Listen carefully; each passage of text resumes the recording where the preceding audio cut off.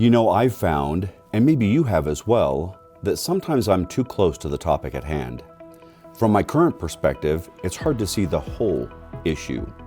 When that happens, changing my view can be enlightening. There, that's better. From here, the Provo Valley spreads from the foot of Y Mountain all the way to the shores of Utah Lake. Down there, the seeds of innovation continue to sprout into new companies, many with a global impact year after year and decade after decade. Influences like Brigham Young University's Rollins Center and the Sandbox program or the Provo School District's CAPS program fertilize that seedbed, enriching the startup environment. But creating a rich medium for growth doesn't happen overnight. It takes years and sometimes decades for that environment to mature.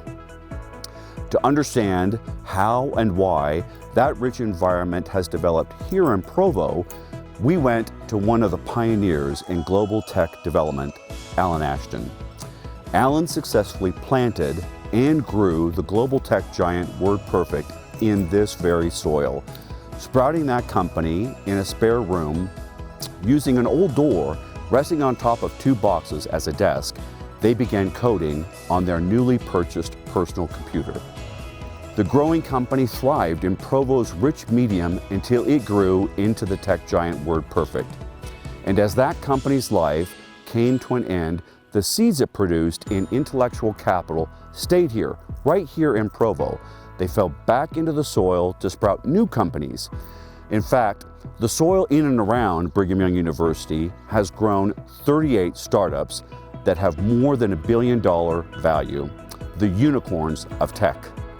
In this month's Provo Advantage, let's change your perspective and talk about why Provo is Startup Central and the seedbed for startups, the place where unicorns are born.